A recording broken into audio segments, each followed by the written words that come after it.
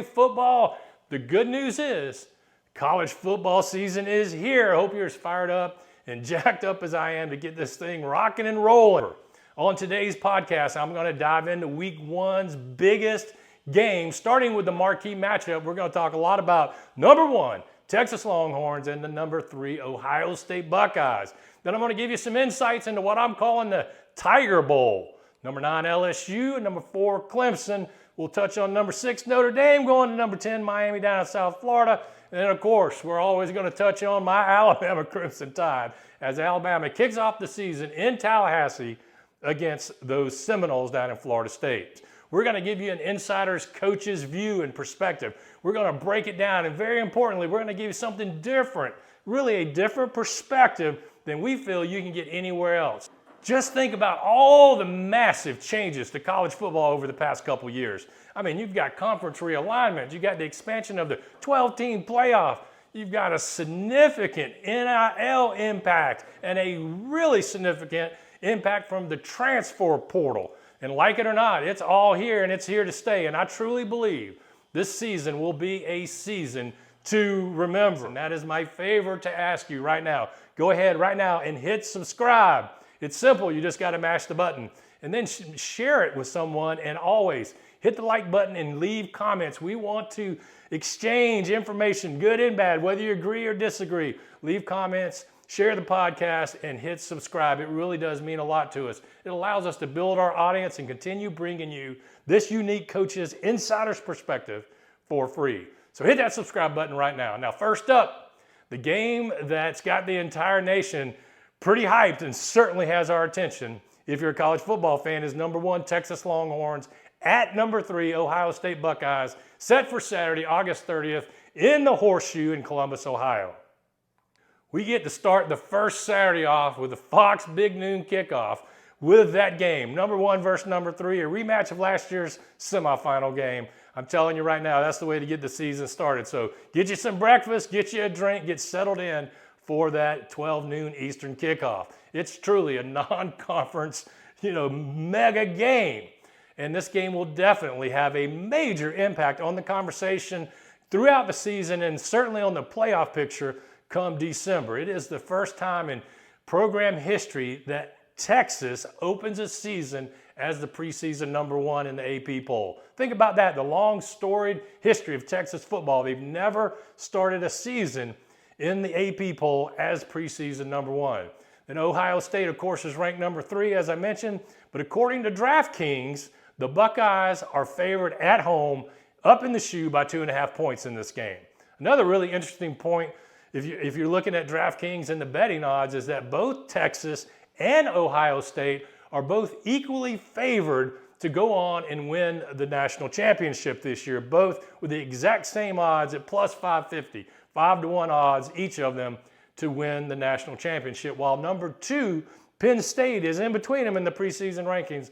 They are at plus 700, 7-1 odds to win it all as a natty contender. But at 4 o'clock Eastern on Saturday afternoon, there's going to be one program hyped and out of their mind in a positive mindset, and then there's going to be a program feeling significant pressure. So who is it going to be? Will Texas be hyped? Or will Ohio State be hyped? Will Texas be feeling the pressure, or will Ohio State start the season off feeling some pressure because of a loss? My opinion is Texas has far greater pressure on them than Ohio State would if they were to lose. Why do I say that? Because going forward, Texas's schedule is literally no joke. And if Arch Manning doesn't deliver and they lose this opener, they'll feel the pressure. Believe me, they will in Austin. And it gets really loud, really quick around that part of the country when Texas is not performing well. And after the opener at Ohio State, those Longhorns will have 3 games that they can dominate on their schedule. But then after those 3 games, that would be 4 games. The opener plus the 3 they should dominate. Then game 5 gets serious. They get on a plane and they head down to the swamp to play the Florida Gators. Then following that Saturday, they got to go back to Dallas and play Oklahoma in the Red River rivalry game. Oklahoma will be a solid and good football team this year under new offensive coordinator Coach Arbuckle, who brought his quarterback with him from Washington State in John Mater. These guys coming from together, the offensive coordinator and the quarterback from Washington State, I believe is going to fix the offensive struggles that Oklahoma had last year and make them a much improved football team.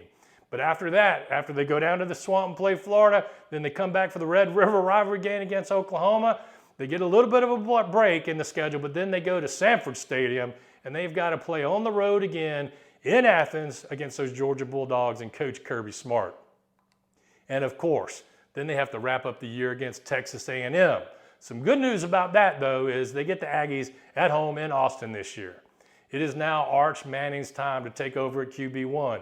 Will Manning carry on the winning tradition of the Manning family? Will he validate coming out of high school as the #1 overall recruit back in the 2023 class? Will he be in the Heisman hunt? Will he lead those Longhorns to an SEC championship and then ultimately to a national championship? Before any of that can be figured out, he must first take these Longhorns up into the shoe and beat the national champion Buckeyes, who knocked them out last year in the semifinal game, beating them 28-14 in the semifinal game last year. And believe me, that's not forgotten in that Texas locker room that the Buckeyes ended their season last year. The bottom line is this: there is a lot of pressure on this young man at quarterback. Arch Manning has to feel the pressure. The question that will be answered in the horseshoe is, how will he handle it? Well, we'll get to see at noon on Saturday. But the good news is, for Manning and for the Longhorns, is that Texas defense is legit. They have some dudes, and I mean some dudes, on the defensive side of the ball. Talking about Colin Simmons, Trey Moore, Anthony Hill, Malik Muhammad, Michael Taft. These guys are legit. Texas has been an elite football team and a national championship contender for years now, in recent years anyway, because they are stacked on defense. Their secondary has the highest coverage grade of anybody in the country last year. When you go back and give that group of players a grade from last year, they've got the highest grade of any secondary in the country. And I know Manning's going to get all the cameras and all the spotlight and all the flash, all the credit and all the blame, but it's their defense, which is a top 5 defense in the country without a doubt, with those dudes that are going to go on to play on Sundays in the league that they have on that roster. Get these stats right here. Texas has a top 10 rated defensive line group in the country. They have the #1 rated linebacker group and the #1 secondary group in the country. Defensive line, linebacker, and secondary, all top 10 rated, top 1 rated linebacker and secondary group. I think that means they are one of the top defenses overall in the country, along with Alabama and Clemson this year, in my opinion. That should be your top 3 defenses: Texas, Alabama, and Clemson. This will give that young offense and Arch Manning an opportunity to kind of get his feet under him, to kind of catch up, to grow and mature throughout weeks 1, 2, 3, and 4. If that defense can just hold them in there as they get that offense clicking under Archie Manning. If they do that and hold serve at Ohio State, and they give that offense an opportunity to catch up and grow and mature over the next 3 games before they roll down into Florida and play those Gators, I'm telling you right now, man, they'll be on a roll towards a national championship, but it will certainly not be easy for them. On the Ohio State side of the ball, they lost 14 players to the NFL draft this past April. And by the way, that is tied for the second most ever for a school in one draft to lose 14 players in one draft. And on top of all of that, on-field talent that went on to go play on Sundays that they lost both of their coordinators. And those are key coaching positions, both offensive and the defensive coordinator. Chip Kelly on the offensive side of the ball went to the NFL, is now at the Raiders, and the defensive coordinator, Jim Knowles, left for Big Ten rival Penn State because of a contract issue he had with Ohio State. They are replacing a ton of talented players and their top 2 key coordinator positions this year. Now, who replaced them? Well, Matt Patricia will take on that defensive coordinator role, by the way, who has 3 Super Bowl wins coaching with Coach Bill Belichick and the New England Patriots. So he knows how to coach defense. And on the offensive side of the ball, they promoted someone from this staff, Brian Hartline, to be the offensive coordinator. But we can't forget the Buckeyes also have the 2 best players in college football on each side of the ball. This is a pretty amazing thing. I believe Jeremiah Smith at wide receiver and Caleb Downs at the safety position on defense are the two top players on each side of the ball in the country. And an interesting side note, by the way, I know the Downs family. I coach Caleb's older brother, Josh Downs, who now plays wide receiver for the Indianapolis Colts. And I remember little Caleb, out when I was coaching Josh, I remember little Caleb running around as a little guy at his brother's practices and games. They are a great football family, extremely talented young men. And Caleb is like having an experienced coach on the field with you out there. Young man gets it, and he can play ball. We all know this. And Jeremiah Smith, some people say he's ready for the NFL right now. People thought last year as a true freshman, he was ready to compete at the NFL level. He is that talented and understands the game in that type of way. And I believe he really is the best wide receiver in the country. So between Smith on offense and Downs on defense, that's a pretty strong foundation to build the rest of your team around. It really gives you an advantage to do that when you have two players like that on both sides of the ball. As a matter of fact, I cannot find another instance where the top two players in the country played for the same team. I can't think of one. If you can think of a time anywhere in college football, recent history in my lifetime, where one team had the best defensive player and the best offensive player on the same team at the same time, I don't think you can find that. But Ohio State has that luxury and that advantage this year.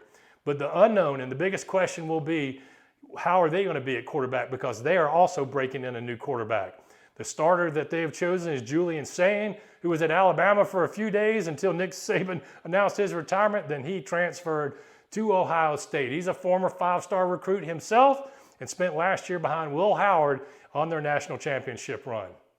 So this is one area that needs attention for the Buckeyes. They need to figure out the offensive line. This is probably their weakest position group on the team. Last year's offensive line graded out at only 69.3. So when you graded that group last year, they were 63rd in the country. They also lost 2 first-round picks off of that group to the NFL, and they lost a Remington Award-winning center off of that group, along with those top 2 draft picks. This season, all 5 offensive line projected starters for the Buckeyes had a sub-70 grade in 2024. So this is an area with Julian Sain that they've got to get, got some issues there as they break in a new quarterback, and they have this offensive line that has got to get things together with an inexperienced offensive coordinator. Even though he was on the staff, this is his first crack at calling the plays and leading the offense, and Coach Hartline. But if Coach Hartline and Julian Sain will, dial up the plays to get the ball to number 4, I think that can solve a lot of their issues, right? Of course it can. The other game that I want to talk about in week 1 is the Tiger Bowl. The Clemson Tigers against the LSU Tigers. My man Dabo Swinney recently said this, and I'm going to quote, "I've had one undefeated team back in 2018. We were the first 15-0 team in history of major college football ever. And I think we're going to be the first 16-0 team. It's a race to do that," unquote. And that's a big statement from Coach Swinney. I mean, the odds of Clemson going 16-0 are not good, right? That is a tough thing to say. According to FanDuel, they're plus 410 to finish the regular season undefeated, but they are plus 1,100, 11-1 odds to win the national championship. So is it doable? It is doable, but man, it's not going to be easy. That's a big claim that he thinks he can take this team and be 16-0 in national championships when it's all said and done. I think Clemson's got a great football team. They are returning a ton of starters, and they are going to be ready in Clemson, South Carolina on Saturday night. So for them to go undefeated, they're going to have to beat LSU to get the season started. And I will also point out that if they can do that, if they can beat LSU, then they've got Georgia Tech, going to be a good football team, South Carolina, their in-state rival, of course, is a good SEC quality football team, maybe SMU, Florida State, and then North Carolina on the schedule. Who knows how that experiment will pan out in North Carolina. But they don't have an easy road, but it's not an impossible thing to think that they can't go through the regular season undefeated if they start with a win against LSU. But with all that talent coming back, 16 starters, 8 on each side of the ball, they'll be ready to roll because their quarterback is maybe, if not the best, top 1, 2, or 3 quarterback in the country, and then Cade Klubnik. He had 36 passing touchdowns last year. That's second most in program history. Add 7 more rushing touchdowns. He had 43 touchdowns last season. And the offense averaged 34.7 points per game last year. So Klubnik can play, man. The kid can certainly play. So along with one of the better defenses in the country, it's not crazy to think they might not could pull it off, but we'll see. Because once they get through the ACC championship game, if they're still undefeated, they're going to have to beat 3 of the best teams in college football in the playoffs to make it to 16-0. And we all know that that game Saturday night to start the season against LSU, that Clemson is only 2-5 record versus SEC teams over the last 3 seasons. So they're going to have to get after it. And LSU on the side of the ball, trust me, they are happy that Garrett Nussmeier came back to remain QB1 down in Baton Rouge. When he decided to come back to the school, they've got plenty of talent around him at the skill position to make things happen. And that offensive line has got some questions. They need a little bit better running game than they had last year, because their run game, quite frankly, last year stunk at LSU. They were dead last in the SEC in rushing. They only had just over 1,500 yards rushing last year, and that was significantly worse than the second worst team in that conference. They had the second most passing attempts in the country last year at 612 passing attempts, because their run game was so horrible. I want to compare that. If you had over 600 passing attempts last year, and that 2018 team with Joe Burrow, they only had 219 passing attempts during that season, to give you some perspective. And again, this is mainly due to the run game being bad and the defense at LSU the last couple of years being horrific. So they had to put the ball in the air to stay competitive. They were in shootouts almost every single week. But they went out and attacked the transfer portal, and they're hoping that they have upgraded the defense and they've got that thing turned around. And if they do, they're going to be a really good, solid football team. But in my opinion, again, just my opinion, I'm not a Brian Kelly fan. So you guys in LSU down in Baton Rouge, that may make you mad, I don't know. But I don't personally buy the Brian Kelly thing. I know he's a solid, good football coach, but I don't think he's a championship-winning football coach. Just my opinion. But he has a chance to prove me wrong with the talent and the roster that he has at LSU this year. We'll see. The other 2 games I'm interested in are number 6, Notre Dame, and number 10, Miami. It's going to be a good matchup to watch. And, of course, the Alabama Crimson Tide rolling into Tallahassee against Florida State. Now, the Notre Dame-Miami game has both teams in the preseason top 10, so this is another marquee matchup to get the season started. It's also a rivalry game to kick off the season. Notre Dame is replacing a lot of key players from their national championship runner-up squad last year, including their quarterback, Riley Leonard. But Miami is also replacing the number 1 overall draft pick in their quarterback, who is now playing in the NFL. They have had a lot of setbacks during spring practice as well at Notre Dame and Miami. Notre Dame should have a strong defense returning with good length and speed and depth under Marcus Freeman. But Miami is ready to get their season started and prove that they are going to continue to be a dominant program. They have announced that first game should be an orange out, that at the Hard Rock Stadium, hoping to set some home field advantage for them next Saturday. Then, as always, again, as I mentioned, Alabama Crimson Tide. So if you listened or watched my first episode 1 podcast, we went into the Alabama Crimson Tide in detail and really previewed what they needed to fix, what they needed to correct to get things going this year. So go back and watch last week's podcast if you want the breakdown and detail on how I feel the Alabama Crimson Tide will be much improved this year and the things that they need to fix. But the word is coming out of Tuscaloosa that they've addressed and corrected the problems and the issues that I pointed out last week. And I think this could be an Alabama team that is slightly overlooked a little bit, but it certainly has the talent and the ability to make a national championship push. So again, I hope you enjoyed the podcast. We're going to be coming to you every week. Make sure you're subscribed, hit the like button, leave a comment, and subscribe to the podcast. Help us spread the word. I sincerely appreciate you checking us out, and thank you for listening. So go ahead, mash that subscribe button. And we have a saying around here, make plays, not excuses. Enjoy the games, and until next time, God bless.